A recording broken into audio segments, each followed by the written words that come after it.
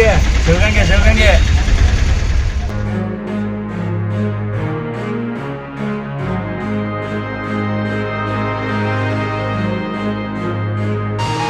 ಬಂದಿದ್ದು ಏನು ಟ್ರಕ್ಕೇ ಅಲ್ಲ, ಈಗೇನಿದೆಯಲ್ಲ ಇದು ಅಸಲಿ ಟ್ರಕ್. ಬನ್ನಿ ಹೇಗಿದೆ ನೋಡಿ, ಸ್ಟ್ರೀಪ್ 90 ಡಿಗ್ರಿ ಇದೆ.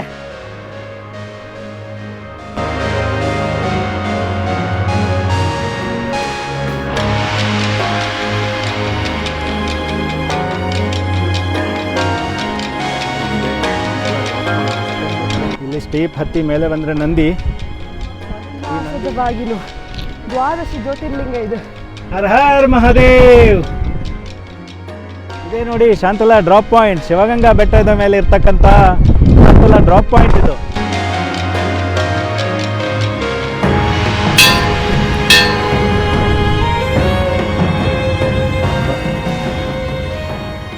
ಹಾಯ್ ಹಲೋ ನಮಸ್ಕಾರ ಸ್ನೇಹಿತರೆ, ನೀವು ನೋಡ್ತಿದ್ರೆ ಏಕೆ ಕನ್ನಡ ಲಾಗ್ಸ್. ಸ್ನೇಹಿತರೆ, ಇವತ್ತು ದಕ್ಷಿಣ ಕಾಶಿ ಅಂತ ಪ್ರಸಿದ್ಧಿ ಪಡೆದಂಥ ಒಂದು ಯಾತ್ರಾ ಸ್ಥಳ ಶಿವಗಂಗೆ ಬೆಟ್ಟಕ್ಕೆ ನಿಮ್ಮನ್ನು ಕರ್ಕೊಂಡು ಹೋಗ್ತಾ ಇದ್ದೀವಿ ಸ್ನೇಹಿತರೆ. ಹೌದು, ಈ ಶಿವಗಂಗೆ ಅಂತ ಹೆಸರು ಬಂದಿರೋದು, ಇಲ್ಲಿ ಈ ಬೆಟ್ಟ ಏನಿದೆ ಅಲ್ಲ, ಇದು ದಕ್ಷಿಣ ಕಡೆಯಿಂದ ನೋಡಿದಾಗ ಲಿಂಗದ ರೂಪದಲ್ಲಿ ಕಾಣುತ್ತೆ. ಹಾಗೆ ಗಂಗಾ ಅಂತಕ್ಕಂಥ ಚಿಲುಮೆ ಅಲ್ಲಿಂದ ಹರಿಯೋದ್ರಿಂದ ಇದು ಶಿವಗಂಗಾ ಅಂತ ಹೇಳಿ ಹೆಸರು ಬಂದಿದೆ. ಅದೇ ರೀತಿಯಾಗಿ ಅನೇಕ ವಿಸ್ಮಯಗಳನ್ನು ಇದು ಹೊಂದಿದೆ. ಅನೇಕ ವಿಸ್ಮಯ ತಾಣಗಳು ಮೇಲೆ ಸಿಗ್ತವೆ ನಮಗೆ. ಹೋಗ್ತಾ ಇರಬೇಕಾದ್ರೆ ಫಸ್ಟಿಗೆ ನಮಗೆ ಗಂಗಾಧರೇಶ್ವರ ಹೊನ್ನಾದೇವಿ ದೇವಸ್ಥಾನಗಳು ಸಿಗ್ತದೆ.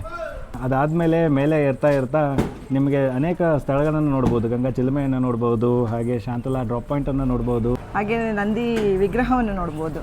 ಸೊ ಅನೇಕ ಸ್ಥಳಗಳಿದ್ದಾವೆ. ಬನ್ನಿ ಹೋಗೋಣ, ಒಂದೊಂದಾಗಿ ನಿಮಗೆ ತೋರಿಸ್ತಾ ಹೋಗ್ತೇವೆ, ಅದರ ವಿಶೇಷತೆಯನ್ನು ಹೇಳ್ತಾ ಹೋಗ್ತೇವೆ. ಇಲ್ಲಿಂದ ನಾವು ಚಾರಣ ಸ್ಟಾರ್ಟ್ ಮಾಡ್ತಾ ಇದ್ದೀವಿ. ಇದು ಬೆಟ್ಟ ಏನಿದೆಯಲ್ಲ, ಇದು ಚಾರಣಕ್ಕೇ ಪ್ರಸಿದ್ಧವಾಗಿದೆ. ಹೌದು, ಫಸ್ಟಿಗೆ ಬಂದ ತಕ್ಷಣ ಎಡಗಡೆಗೆ ನಿಮಗೆ ಹರಕೆ ಗಣಪತಿ ದೇವಸ್ಥಾನ ಸಿಗುತ್ತೆ.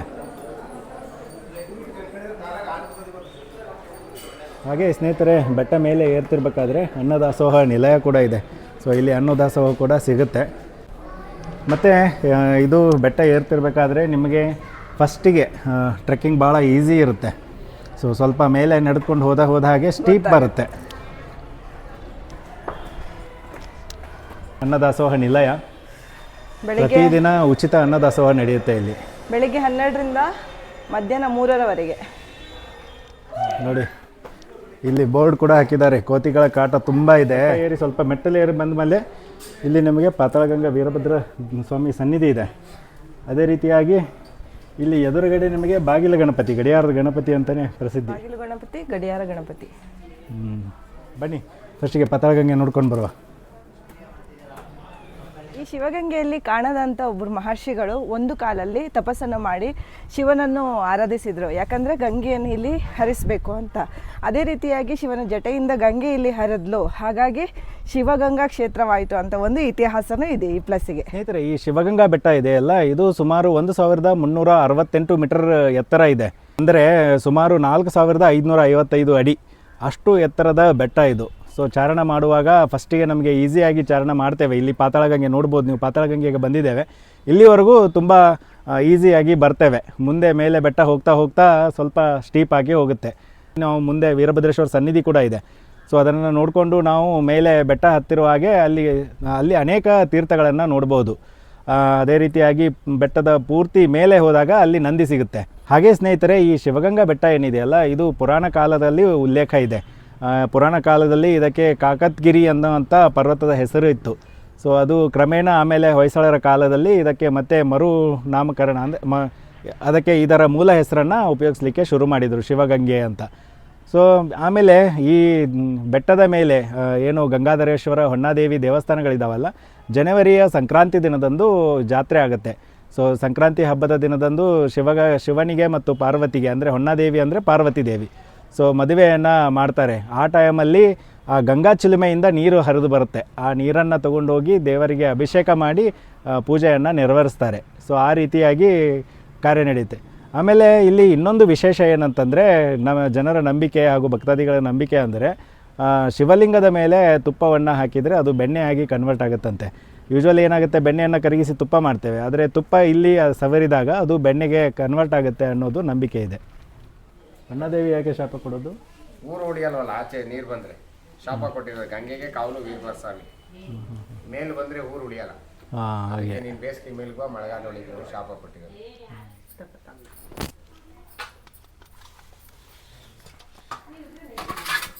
ಪಾತಾಳ ಗಂಗೆ. Okay, okay, okay. ಎಷ್ಟು ಅದ್ಭುತ, 2 ಬಂಡೆಗಳನ್ನು ಸೀಳಿ ಮಧ್ಯದಲ್ಲಿ ಗಂಗೆ. ರಕ್ತ ಬೀಜಾಸುರನ ಕೊಂದ ತಕ್ಷಣ ಹೊನ್ನಾದೇವಿ ಅಂದರೆ ಪಾರ್ವತಿ ದೇವಿ ಬಂಡೆಯನ್ನು ಸೀಳಿರೋದು ನೋಡಿ. ಹೀಗೆ ಸೀಳಿ ಮಧ್ಯದಲ್ಲಿ ಗಂಗೆ ನೋಡಿ ಯಾವ ಥರ ಇದೆ. ತುಂಬ ಸುಂದರವಾಗಿದೆ ಪ್ಲೇಸ್. ಹೌದು, ಮೇಲಿಂದ ನೋಡಿ ಅಲ್ಲಿ ಸೂರ್ಯರಶ್ಮಿ ಒಳಗಡೆ ಬರೋದು. ಗಂಗೆ, ಹರ ಹರ ಗಂಗೆ. ಆಳ ಇದೆ, ಯಾರು ಇಳಿಯೋ ಸಾಹಸ ಮಾಡಬೇಡಿ ಇಲ್ಲಿ.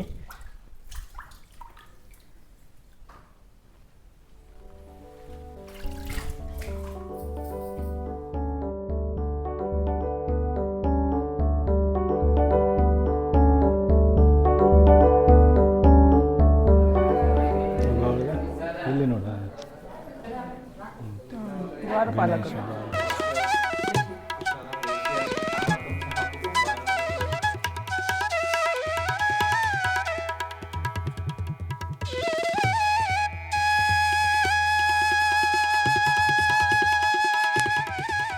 ಹೊನ್ನಾದೇವಿ ದೇವಸ್ಥಾನದಲ್ಲಿ ಪಾರ್ವತಿ ದೇವಿಯು ರಕ್ತ ಬೀಜಾಸುರನನ್ನು ಕೊಂದು ಇಲ್ಲಿ ನೆಲೆಸಿರ್ತಾಳೆ. ಬಟ್ ಉಗ್ರ ರೂಪದಲ್ಲಿರ್ತಾಳೆ ದೇವಿ. ಆ ಉಗ್ರ ರೂಪದಲ್ಲಿರುವ ದೇವಿಯನ್ನು ಶಾಂತ ಮಾಡಲಿಕ್ಕೋಸ್ಕರ ಹಾಗೂ ಜನರಿಗೆ ಶಾಂತ ರೂಪದಲ್ಲಿ ದೇವಿಯ ಆರಾಧನೆ ಮಾಡಲಿಕ್ಕೋಸ್ಕರ ಶಂಕರಾಚಾರ್ಯರು ದೇವಿಯ ಜಟೆಯಲ್ಲಿ ಶ್ರೀಚಕ್ರವನ್ನು ಸ್ಥಾಪಿಸಿದ್ರು. ಅದರಿಂದಾಗಿ ದೇವಿ ಶಾಂತ ರೂಪದಲ್ಲಿ ನೆಲೆಸಿದ್ದಾಳೆ ಅಂತ ಒಂದು ಇತಿಹಾಸನೂ ಈ ಕ್ಷೇತ್ರದಲ್ಲಿದೆ. ಹಾಗೆ ಮತ್ತೆ ಇಲ್ಲಿ ಬಂದಿರತಕ್ಕಂಥ ಭಕ್ತರ ಭಾವನೆಗೆ ಅನುಗುಣವಾಗಿ ದೇವರು ಆ ರೂಪದಲ್ಲಿ ಕಾಣಿಸ್ಕೋತಾರೆ ಅಂತನೋ ನಂಬಿಕೆ ಇದೆ.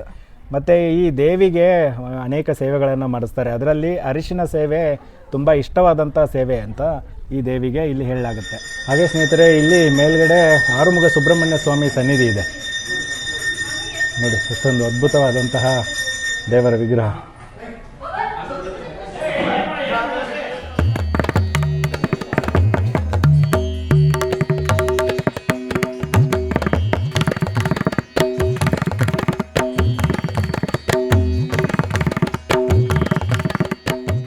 ಗಂಗಾಧರೇಶ್ವರ ದೇವಸ್ಥಾನದಲ್ಲಿ ಹೋದ ತಕ್ಷಣ ಗಂಗಾಧರೇಶ್ವರ ದೇವರ ಶಿವಲಿಂಗ ಏನಿದೆಯಲ್ಲ ಅದು ತುಂಬ ಅದ್ಭುತವಾಗಿದೆ, ದೊಡ್ಡ ಶಿವಲಿಂಗ. ಸೊ ಆದರೆ ಸ್ವಲ್ಪ ವಾಲಿದ ಹಾಗೆ ಕಾಣುತ್ತೆ ನಾವು ಹೊರಗಡೆ ನಿಂತು ನೋಡಿದಾಗ.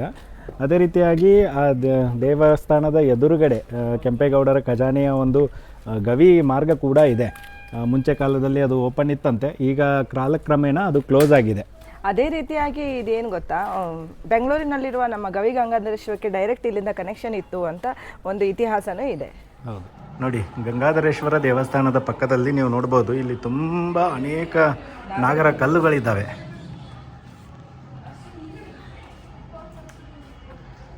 ನಾಗರ ಕಲ್ಲುಗಳು. ಸೊ ನೋಡಿ ದೇವಸ್ಥಾನ.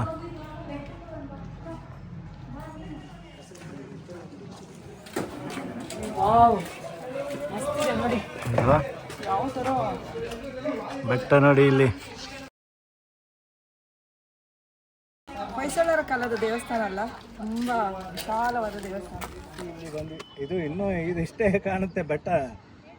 ಅಲ್ಲಿದೆ ನೋಡಿ ಬೆಟ್ಟ ಮೇಲೆ ಪೂರ್ತಿ.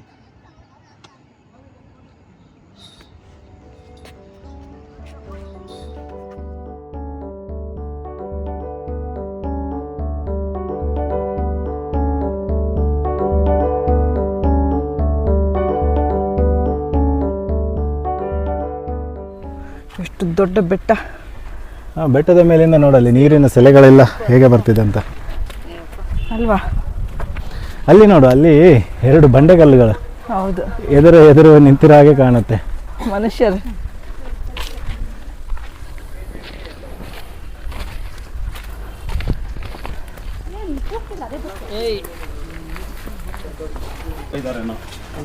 ಅಲ್ಲಲ್ಲಿ ಕಾಂಡಿಮೆಂಟ್ಸು, ಸಣ್ಣ ಸಣ್ಣ ಚಿಕ್ಕ ಅಂಗಡಿಗಳು, ತಿಂಡಿ ತಿನಿಸುಗಳೆಲ್ಲ ಇದೆ. ನೀರು ಎಲ್ಲ ಸಿಗುತ್ತೆ. ಯಾಕಂದರೆ ಬೆಟ್ಟ ಹತ್ತಿರಬೇಕಾದ್ರೆ ಹಾಗೆ ಮೇಲೆ ಬಂದಾಗೆ ಎನರ್ಜಿ ಲಾಸ್ ಹಾಗೆ ಕಾಣುತ್ತೆ. ನೀವು ಅಲ್ಲಲ್ಲಿ ರೆಸ್ಟ್ ಮಾಡಿ ಹೋದರೆ ಎನರ್ಜಿಯನ್ನು ಸ್ಟೋರ್ ಮಾಡಿ ಬೆಟ್ಟದ ಮೇಲೇನು ಹತ್ಬೋದು. ಹಾಗೆ ಸ್ನೇಹಿತರೆ, ಈ ಶಿವಗಂಗೆ ಬೆಟ್ಟ ಏನಿದೆಯಲ್ಲ, ಇದು ಒಂದು ಅದ್ಭುತವಾದಂಥ ಬೆಟ್ಟ. ನೀವು ದಕ್ಷಿಣದಿಂದ ಏನಾದರೂ ಈ ಬೆಟ್ಟ ನೋಡಿದರೆ ಶಿವಲಿಂಗದ ಆಕಾರದಲ್ಲಿ ಈ ಬೆಟ್ಟ ಕಾಣುತ್ತೆ. ಹಾಗೆ ಪಶ್ಚಿಮ ದಿಕ್ಕಿನಿಂದ ನೋಡಿದರೆ ಗಣಪತಿ ಆಕಾರದಲ್ಲಿ, ಪೂರ್ವ ದಿಕ್ಕಿನಿಂದ ನೋಡಿದರೆ ನಿಮಗೆ ನಂದಿ ಆಕಾರದಲ್ಲಿ ಕಾಣುತ್ತೆ. ಉತ್ತರ ಕಡೆಯಿಂದ ನೋಡಿದರೆ ಇದು ಸರ್ಪದ ಹಾಗೆ ಕಾಣುತ್ತೆ. ಸೊ ಆ ರೀತಿ ಆದಂಥ ವಿಶೇಷವಾದಂತಹ ಶಿವಗಂಗೆ ಬೆಟ್ಟ ಇದು. ವಿಸ್ಮಯಗಳ ತಾಣ. ಹೌದು.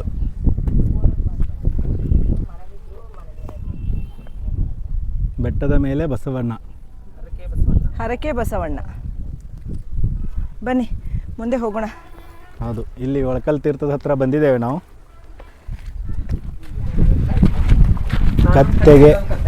ಕತ್ತೆಗೆ ಆಹಾರ ಹಾಕಿ. ಇಲ್ಲೊಂದು ಕತ್ತೆನಾ? ಎದುರುಗಡೆ ಒಂದು ಕತ್ತೆ ಹೋಗ್ತಾ ಇದೆ, ಇಲ್ಲೊಂದು ಕತ್ತೆ ಇದೆ. ಶೂಟ್ ಮಾಡ್ತಾ ಇರೋದು ದೊಡ್ಡ ಕತ್ತೆ. ಇಲ್ಲಿ ಸ್ವಲ್ಪ ಕಠಿಣ ಐತಿ, ಸ್ಟೆಪ್ಸ್ ಇಲ್ಲ. ಹೌದು, ಹಾಗೆ ಬೆಟ್ಟವನ್ನು ಏರಿ ಹೋಗೋದು.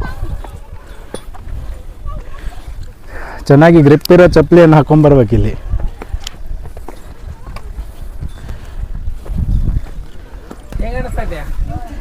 ತುಂಬ ಮಜಾ ಇದೆ.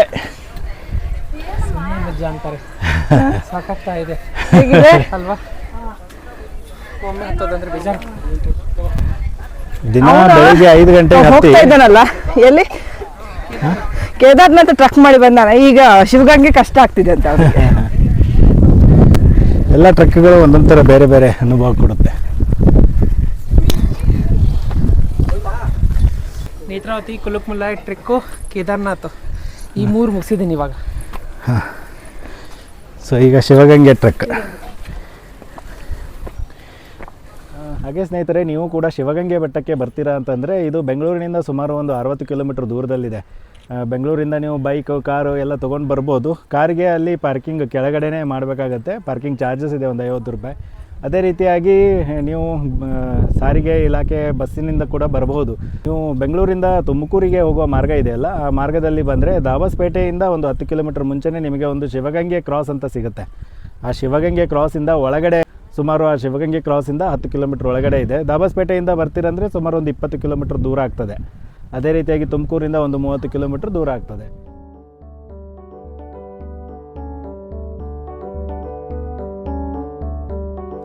ನೋಡಿ, ಶಿವಗಂಗೆ ಬೆಟ್ಟ ಹತ್ತ ಇವಾಗ ಒಂದು 25% ನಾವು ಮೇಲೆ ಹತ್ತಿದ್ದೇವೆ. ಇನ್ನೂ 75% ಮೇಲೆ ಹತ್ತಲಿಕ್ಕಿದೆ.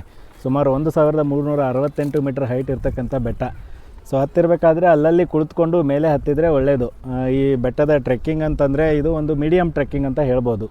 ಯಾಕಂದರೆ ಅಷ್ಟೊಂದು ಈಸಿಯಾಗಿಯೂ ಇಲ್ಲ, ಅಷ್ಟೊಂದು ಡಿಫಿಕಲ್ಟು ಇಲ್ಲ. ಅಲ್ಲಲ್ಲಿ ಕೂತ್ಕೊಂಡು ಮೇಲೆ ಹತ್ತಿದರೆ ಈಸಿಯಾಗಿ ಹತ್ಬೋದು.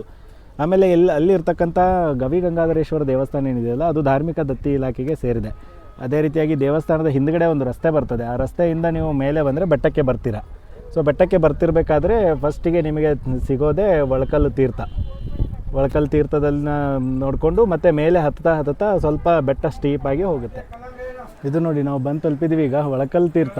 ಅದೇ ಬೆಟ್ಟ ಅಲ್ಲಿ ಕಾಣ್ತಾ ಇರೋದು. ಅಲ್ಲ, ಇಲ್ಲಿ ಕೆಳಗೆ, ಬೆಟ್ಟದ ಕೆಳಗಡೆನೇ ಒಳಕಲ್ಲು ತೀರ್ಥ ಇರೋದು. ಹೌದು, ಅಲ್ಲಿ ವೀರಭದ್ರ ಸ್ವಾಮಿ ದೇವಸ್ಥಾನ. ಹೀಗೆ ಹಾದು ಹೋಗ್ಬೇಕು ಮುಂದೆ. ಒಳಕಲ್ಲು ತೀರ್ಥ. 5 ರೂಪಾಯ? 3.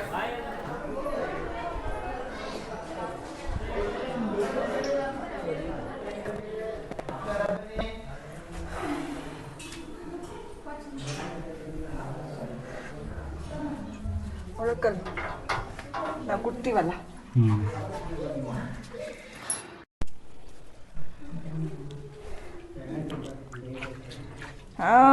ಸಿಕ್ತು.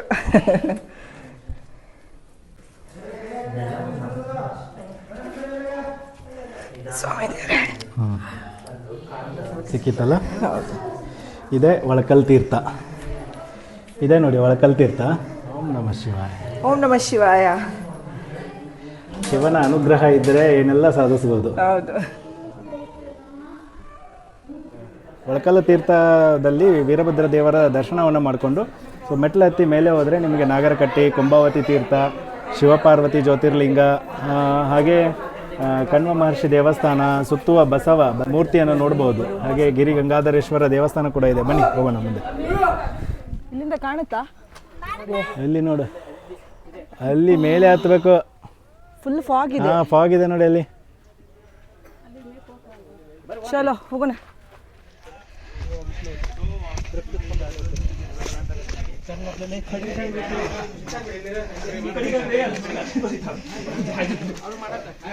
ಇಲ್ಲಿ ಗಂಗಾ ಪರಮೇಶ್ವರಿ ಸನ್ನಿಧಿ ಇದೆ. ಕುಮುದವತಿ ನದಿಗೆ. ಅಂದ್ರೆ ಅದು ಕುಮುದವತಿ ನದಿಗೆ ಸೇರುತ್ತೆ ಅಂತ ಹೇಳಿದರೆ, ಆದ್ರೆ ಅವ್ರು ದಾಖಲಾತಿ ಕೊಟ್ಟಿಲ್ಲ. ಹಾಗಾಗಿ ನಾವು ಅದನ್ನ ಜಾಸ್ತಿ ಅದನ್ನ ಇದು ಮಾಡ್ಕೊಡಲ್ಲ. ಆ ಕುಮುದವತಿ ನದಿದು ಏನು ಟ್ರಸ್ಟ್ ಇದೆಯಲ್ಲ, ಟ್ರಸ್ಟಿನವರು 2018ರಲ್ಲಿ ಒಂದ್ಸಲ ಬಂದು ಹೇಳಿ ಹೋಗಿದ್ರು, ಇದು ಕುಮುದವತಿ ನದಿಗೆ ಉಗಮ ಸ್ಥಾನ ಅಂತ. ಆದ್ರೆ ಅವ್ರ ದಾಖಲಾತಿ ನಮಗೇನು ಕೊಟ್ಟಿಲ್ಲ. ಇದು ಕುಂಭವತಿ ತೀರ್ಥ, ಕುಮುದ್ವತಿ ನದಿಯ ಉಗಮ ಸ್ಥಾನ ಅಂತ ನಂಬಿಕೆ. ನೋಡಿ, ದೊಡ್ಡ ಬೆಟ್ಟ ಇದೆ ಇದು. ಇದರ ಅಡಿಯಲ್ಲಿ ತೀರ್ಥ ಇದೆ. ತುಂಬಾ ಹಳ ಇದೆ ಒಳಗಡೆ ಅಲ್ವಾ? ಒಳಗಿನ ಹಳ ಯಾರು ನೋಡಿಲ್ಲ, ಯಾರು ನೋಡ್ಲಿಲ್ಲಲ್ಲ ಇಲ್ಲಿವರೆಗೂ. ಹೋಗ್ತದೆ ಮುಂದೆ. ಯಾವ್ದು ಇದು ತೀರ್ಥದ ನೀರು ಇದೆ. ಮಳೆಗಾಲದಲ್ಲಿ ಜಾಸ್ತಿ ಇರುತ್ತೆ. ಅದೇನೋ ಮಳೆಗಾಲದಲ್ಲಿ ಜಾಸ್ತಿ ಆದಾಗ ಆ ಮೂಲೆಯಲ್ಲಿ ಹೋಗ್ಬಿಟ್ಟು ಹಿಂಗುತ್ತೆ ಅಷ್ಟೇ. ಅಷ್ಟೇ. ಇಲ್ಲಿಂದ ಮೇಲೆ ಬರುತ್ತೆ. ಬರುತ್ತೆ. ನೋಡಿ, ಬೆಟ್ಟ ಹತ್ತಿ ಮೇಲೆ ಬಂದ್ವಿ. ಇಲ್ಲಿಂದ ಇನ್ನೂ 1 ಕಿಲೋಮೀಟರ್ ಮೇಲೆ ಹತ್ತಿ ಹೋಗ್ಬೇಕು. ಶಿವಪಾರ್ವತಿಯರ ಮೂರ್ತಿ ಕಾಣುತ್ತೆ ಇಲ್ಲಿಂದ. ಹೌದು.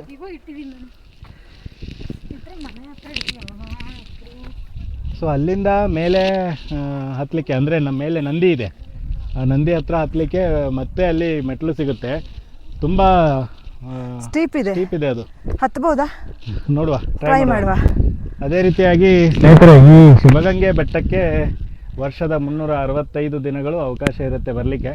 ಹೊಸ ವರ್ಷದ ಮೊದಲನೇ ದಿನ ಅಂದರೆ ಜನವರಿ 1 ತಾರೀಕಿಗೆ, ಡಿಸೆಂಬರ್ 31ಗೆ ಇಲ್ಲಿ ಅವಕಾಶ ಕೊಡೋದಿಲ್ಲ. ಅದು ಬಿಟ್ಟರೆ ವರ್ಷದ ಯಾವ ದಿನವೂ ಬರ್ಬೋದು. ಅದೇ ರೀತಿಯಾಗಿ ಬೆಟ್ಟ ಹತ್ತಲಿಕ್ಕೆ ಬರ್ತೀರಾ ಅಂತಂದರೆ ಸಮಯ ಬೆಳಗ್ಗೆದ್ದು ಮತ್ತು ಸಾಯಂಕಾಲದ್ದು ಒಳ್ಳೆಯದು. ಬೆಳಗ್ಗೆ ನಿಮಗೆ 5 ಗಂಟೆಗೆ ಬೆಟ್ಟಕ್ಕೆ ಹೋಗಲಿಕ್ಕೆ ಅವಕಾಶ ಮಾಡಿಕೊಡ್ತಾರೆ. ಅದೇ ರೀತಿಯಾಗಿ ಸಾಯಂಕಾಲ 6 ಗಂಟೆಗೆ ಕ್ಲೋಸ್ ಆಗುತ್ತೆ, ಎಂಟ್ರಿ ಆವಾಗ ಇರೋದಿಲ್ಲ. ಮತ್ತು ನೀವು ಬೆಟ್ಟ ಹತ್ತೀರಿ ಅಂತಂದರೆ ಸ್ವಲ್ಪ ಕೆಲವು ತಯಾರಿಗಳನ್ನು ಮಾಡ್ಕೊಂಡು ಬನ್ನಿ. ಯಾಕಂದರೆ ಬೆಟ್ಟ ಹತ್ತುವಾಗ ನಮಗೆ ಮೊದಲಿಗೆ ತುಂಬ ಸುಲಭ ಅನಿಸೋದು, ನಂತರ ಗೊತ್ತಾಗೋದು ಅದರ ಎಫೆಕ್ಟ್. ಬರಬೇಕಾದ್ರೆ ಸರಿಯಾಗಿ ಗ್ರಿಪ್ ಇರೋ ಶೂ ಚಪ್ಪಲಿಗಳನ್ನು ಹಾಕ್ಕೊಂಡು ಬನ್ನಿ. ಅದೇ ರೀತಿಯಾಗಿ ತೆಳುವಾದ ಬಟ್ಟೆಯನ್ನು ಧರಿಸಿ. ತುಂಬ ದಪ್ಪದ ಬಟ್ಟೆ ಧರಿಸಿದರೆ, ಈಗ ನೋಡಿ ಸ್ವೆಟ್ಟಿಂಗ್ ಹೇಗೆ ಬರ್ತಾ ಇದೆ, ಆ ಥರ ಸ್ವೆಟ್ಟಿಂಗ್ ಬಂದು ಸ್ಟ್ರೇನ್ ಆಗುತ್ತೆ. ಮತ್ತು ನೀರಿನ ಬಾಟಲ್ಗಳನ್ನು ತೊಗೊಂಡು ಬನ್ನಿ, ಗ್ಲೂಕೋಸ್ ಇದ್ದರೆ ಒಳ್ಳೆಯದು. ಸೊ ಟ್ರೆಕ್ ಮಾಡಲಿಕ್ಕೆ ಈಸಿ ಆಗುತ್ತೆ. ಬನ್ನಿ ಮೇಲೆ ವಾ, ಎಂಥ ದೇವಸ್ಥಾನ ಅಲ್ಲ. ಒಂದು ಸ್ಟೆಪ್ ಬಂದು ತಲುಪಿದ್ದೀವಿ ನಾವೀಗ. ಬನ್ನಿ, ಹೀಗೆ ಮೇಲೆ ಹೋಗ್ಬೇಕು. ಇನ್ನು ಸುಸ್ತಾಯಿತು ಸ್ವಲ್ಪ, ಇಲ್ಲಿ ಬರುವಾಗ ಸ್ವಲ್ಪ ಸುಸ್ತಾಯಿತು. ಇಲ್ಲಿವರೆಗೆ ಒಂದು ಲೆಕ್ಕ ಆದರೆ ಇನ್ನು ಮುಂದೆ ಒಂದು ಲೆಕ್ಕ. ಹೌದಾ? ಶಿವನ ಲೆಕ್ಕದಲ್ಲಿ ನಾವು ಭಾಗಿಯಾಗ್ತೀವಿ ಇವತ್ತು. ಕೈಲಾಸದ ಬಾಗಿಲು, 12 ಜ್ಯೋತಿರ್ಲಿಂಗ ಇದು. ಹರ ಹರ್ ಮಹಾದೇವ್. ಶಿವಪಾರ್ವತಿ 12 ಜ್ಯೋತಿರ್ಲಿಂಗದ ಸ್ಥಳ ಇದು. ಜ್ಯೋತಿರ್ಲಿಂಗಗಳು ಒಂದೇ ಕಡೆ ಸಿಗ್ತದೆ.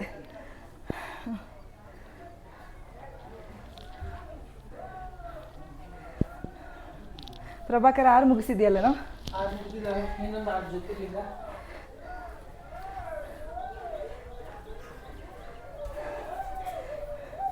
ನಾನು ಒಂದೇ ಒಂದು, ಯಾವ್ದು ಹೇಳಿ? ತ್ರಂಬಕೇಶ್ವರ.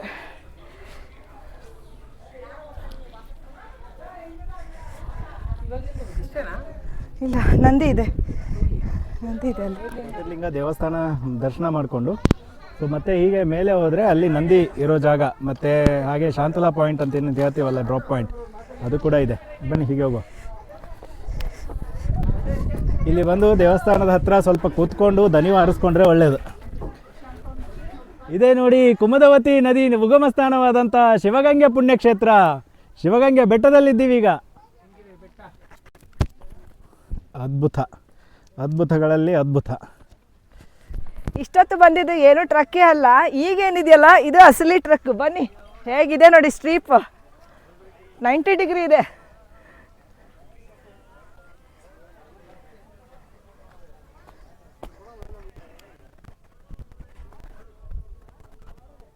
ನೋಡಿ, ಅಲ್ಲಿಂದ ನೋಡುವಾಗ ಹಾಗೆ ಅಷ್ಟು ಸ್ಟೀಪ್ ಅನ್ನಿಸ್ಲಿಲ್ಲ.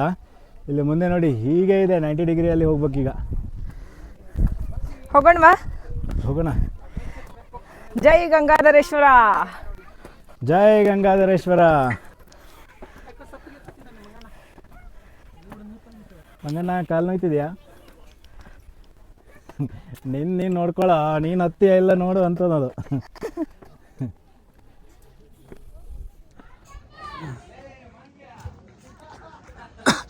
ಇಲ್ಲಿಂದ ಸ್ವಲ್ಪ ಮೇಲೆ ಹೋದರೆ ನಂದಿ ದೇವಸ್ಥಾನ ಇದೆ, ಹತ್ತೋಣ ಬನ್ನಿ.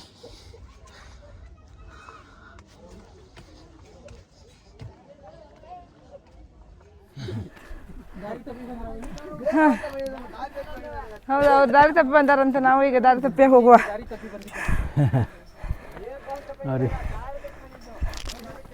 ಹತ್ತಬಹುದು ನೋಡಿ ಮೇಲ್ಗಡೆ ಬೆಟ್ಟ ನೋಡಿ, ಅಲ್ಲಿ ಅಲ್ಲಿ ಅಲ್ಲಿ ಇನ್ನೂ ಪೀಕ್. ಹಾಂ, ಅಲ್ಲಿ ಹೋಗ್ಬೇಕು. ಮೂರ್ತಿ ಆಕಾರ ಕಾಣಿಸ್ತೈತೆ ನನಗೆ. ಅದೇ ಹೇಳಿದಲ್ಲ, ಒಂದೊಂದು ದಿಕ್ಕಿಂದ ಒಂದೊಂದು ಥರ ಕಾಣುತ್ತೆ ಬೆಟ್ಟ. ಅದೇ ಇಲ್ಲಿನ ವಿಸ್ಮಯ. ನೋಡಿ ಪೂರ ಬೆಟ್ಟದ ಮೇಲೆ ಬರ್ತಾ ಇದ್ದೀವಿ. ಬೆಟ್ಟ ನೋಡಿ ಎಷ್ಟು ದೊಡ್ಡದಿದೆ. ಇಲ್ಲಿ ಬಂದು ಎನರ್ಜಿ ಲಾಸ್ ಆಯ್ತಾ? ಲಾಸ್ ಅನ್ನೋಕ್ಕಿಂತಲೂ ಕೂಡ ಒಂದು ಸ್ವಲ್ಪ ಸುಕೂನ್ ಕೂಡ ಇದೆ, ಹಾಗೆ ಎನರ್ಜಿ ಕೂಡ. ಅಲ್ಲ ಅದು ಹಾಗೇನಲ್ಲ, ಸ್ಟೀಪ್ ಬಂದಾಗ ಇಲ್ಲಿ ನೋಡಿ ಹೆಂಗೆ ಮೋಡ ಹೆಂಗೆ ಹೋಗ್ತದೆ ನೋಡಿ. ಹೌದು ನೋಡಿ, ಮೇಲಿಂದ ಬೆಟ್ಟ ಹೇಗೆ ಕಾಣುತ್ತೆ, ಪೂರ ಕೆಳಗೆ ಕಾಣುತ್ತಾ. ಇಲ್ಲಿ ನೋಡಿ ಪೂರ ಪರ್ವತಗಳ ಶ್ರೇಣಿನೇ ಇದೆ. ಮೇಲೆ ನೋಡಿ ಫಾಗ್ ಕ್ಲಿಯರ್ ಆಯ್ತು ಈಗ, ಹೇಗೆ ಕಾಣುತ್ತೆ. ಆ ಗುಡ್ಡದ ಮೇಲೇ ಬಸವಣ್ಣನ ಮೂರ್ತಿ ಇದೆ. ಹೋಗೋಣ, ಇನ್ನು ಸ್ವಲ್ಪ ಇದೆ, ಬನ್ನಿ ಬನ್ನಿ ಹೋಗೋಣ. ಇಲ್ಲಿ ತನಕ ಬಂದ್ವಿ ಅಂತೆ. ಜೈ ಬಸವಣ್ಣ. ಬಸವಣ್ಣ ಇದ್ದಾನೆ ನೋಡಿ.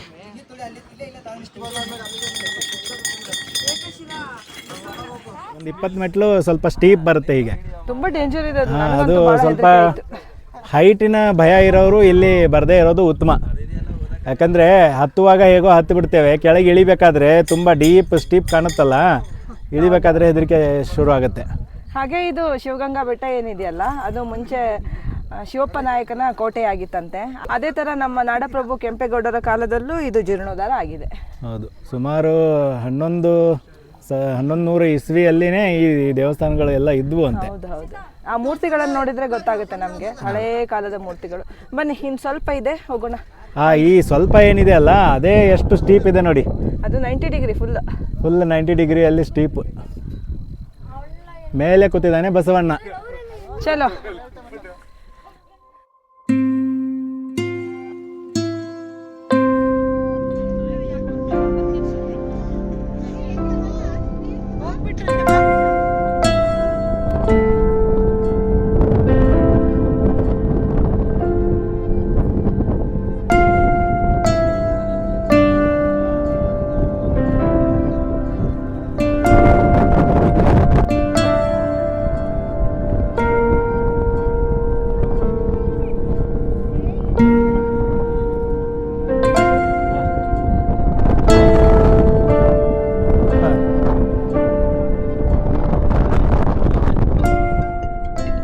ಇಲ್ಲಿ ಸ್ಟೀಪ್ ಹತ್ತಿ ಮೇಲೆ ಬಂದರೆ ನಂದಿ.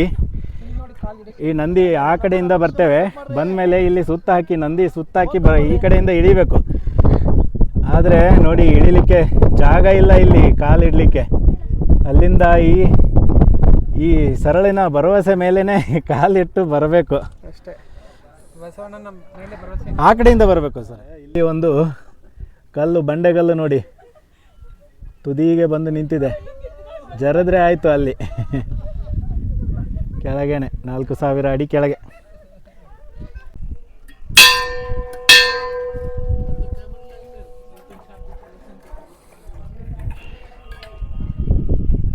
ಶಿವಗಂಗಾ ಬೆಟ್ಟದ ಮೇಲೆ ನೆಲೆಸಿರುವಂತಹ ಗಂಗಾಧರೇಶ್ವರ ದೇವರು ನೋಡಿ, ಅಷ್ಟೊಂದು ಅದ್ಭುತ. ಇಷ್ಟು ಎತ್ತರದ ಮೇಲೆ ಬಂದು ನೆಲೆಸಿದ್ದಾನೆ.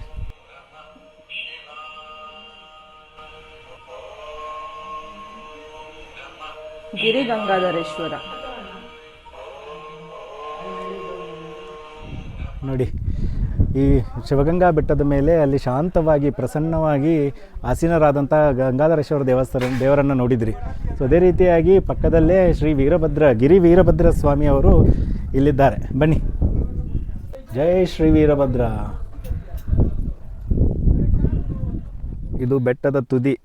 ಈ ತುದಿಯಿಂದ ಕೆಳಗೆ ಒಂದು ಸುಮಾರು 4000 ಅಡಿ ಆಳ ಇದೆ.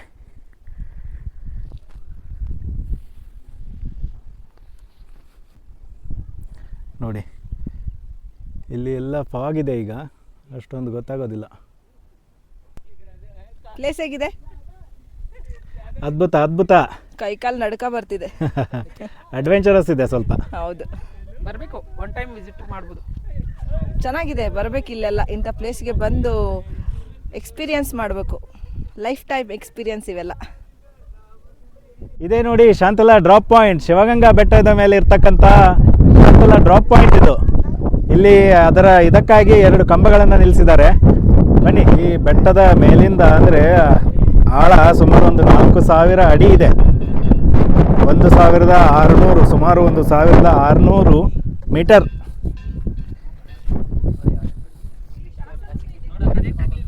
ಏನು ಕಾಣೋದಿಲ್ಲ. ಈಗ ಎಲ್ಲ ಫಾಗ್ ಆಗಿದೆ ಇಲ್ಲಿ, ಹಾಗಾಗಿ ಏನು ಕಾಣ್ತಾ ಇಲ್ಲ ಪಾತಾಳ.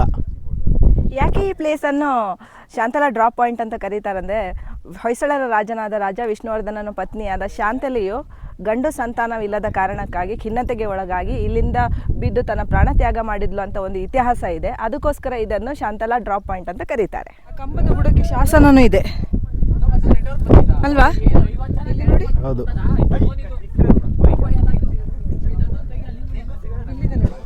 ಎಲ್ಲ ಇದ್ರ ಮೇಲೆ ಎಲ್ಲ ಇದೆ. ಕಲ್ಲಿನ ಮೇಲೆ ಹಳೆಗನ್ನಡದಲ್ಲಿ ಕೆತ್ತಿದ್ದಾರೆ. ಇದರಿಂದಲೇ ಅದೆಲ್ಲ ಸ್ಟೋರಿ ಗೊತ್ತಾಯಿತು. ವಿಷ್ಣುವರ್ಧನನ ಹೆಂಡತಿ ಶಾಂತಲೆ ಇಲ್ಲಿಂದ ಹಾರಿದ್ಲು ಅಂತೆಲ್ಲ ಹೇಳಿ. ನೋಡಿದ್ರಲ್ಲ ಸ್ನೇಹಿತರೆ, ನಮ್ಮ ಬೆಂಗಳೂರು ಗ್ರಾಮಾಂತರ ಜಿಲ್ಲೆಯಲ್ಲಿ ಇರ್ತಕ್ಕಂಥ ನೆಲಮಂಗಲ ತಾಲೂಕಿನಲ್ಲಿ ಬರೋ ಶಿವಗಂಗಾ ಬೆಟ್ಟವನ್ನು ಟ್ರೆಕ್ ಮಾಡಲಿಕ್ಕೆ ತುಂಬ ಕಷ್ಟ ಅಂತ ಏನಿಲ್ಲ. ಆದರೆ ಸ್ವಲ್ಪ ಧೈರ್ಯದಿಂದ ಬಂದರೆ ಕೆಲವೊಂದು ಕಡೆ ಸ್ಟೀಪ್ ಇದೆ, ಅಲ್ಲಿ ಬಿಟ್ಟರೆ ಮತ್ತೆ ಟ್ರೆಕ್ ಎಲ್ಲ ಚೆನ್ನಾಗಿದೆ. ಈ ಬೆಟ್ಟ ಹತ್ತುವಾಗ ಸುಮಾರು 1 ಗಂಟೆಯಿಂದ 2 ಗಂಟೆ ಬೇಕು. ಅಷ್ಟು ಸಮಯ ಹತ್ತಲಿಕ್ಕೇ ಬೇಕಾಗುತ್ತೆ. ಇಳಿಬೇಕಾದ್ರೆ ಅದು 1 ಗಂಟೆ ಬೇಕಾಗುತ್ತೆ. ಹೌದು. ಇಲ್ಲಿ ಬಂದ ಮೇಲೆ ನಿಸರ್ಗ ಸೌಂದರ್ಯವನ್ನು ನೋಡೋದೇ ಒಂದು ಚಂದ. ತುಂಬ ಅದ್ಭುತವಾಗಿದೆ ಇಲ್ಲಿಯ ವಾತಾವರಣ. ಭೂ ಕೈಲಾಸನೇ ಅಂತ ಹೇಳ್ಬೋದು ಇದನ್ನು. ಆ ರೀತಿಯಾಗಿ ನೋಡಿ, ಇಲ್ಲಿ ಮೇಲೆ ಬೆಟ್ಟದ ಮೇಲೆ ಬಂದ ಮೇಲೆ ಫಾಗ್ ಇದೆ, ತುಂಬ ಫಾಗ್ ಇಲ್ಲಿ ಕಾಣ್ಬರುತ್ತೆ. ಅಲ್ಲಿ ಮೇಲೆ ಬೆಟ್ಟದ ಮೇಲೇನೂ ಹತ್ಬೋದು. ಇದರಲ್ಲಿ ನಿಮಗೆ ಜಸ್ಟಿಫಿಕೇಶನ್ ಕೊಡೋಕ್ಕಾಗಲ್ಲ ವಿಡಿಯೋದಲ್ಲಿ, ಅಷ್ಟೊಂದು ಫಾಗ್ ಇದೆ. ಅದೇ ರೀತಿಯಾಗಿ ನೀವು ಕೂಡ ಈ ಶಿವಗಂಗಾ ಬೆಟ್ಟಕ್ಕೆ ಬನ್ನಿ, ಟ್ರೆಕ್ಕಿನ ಅನುಭವವನ್ನು ತಗೊಳ್ಳಿ. ನೀವು ಯಾರಾದರೂ ಮುಂಚೆನೇ ಬಂದಿದ್ದರೆ ಈ ನಿಮ್ಮ ಅನುಭವವನ್ನು ಕಮೆಂಟ್ ಮೂಲಕ ತಿಳಿಸಿ. ಈ ವಿಡಿಯೋ ಹೇಗಾಯಿತು ಅಂತ ಅದನ್ನು ಕೂಡ ಕಮೆಂಟಲ್ಲಿ ಬರೀರಿ. ಹಾಗೆ ನಮ್ಮ ವಿಡಿಯೋನ ಹೊಸದಾಗಿ ನೋಡ್ತಾ ಇದ್ರೆ ನಮ್ಮ ಚಾನಲ್ನ ಸಬ್ಸ್ಕ್ರೈಬ್ ಮಾಡಿ.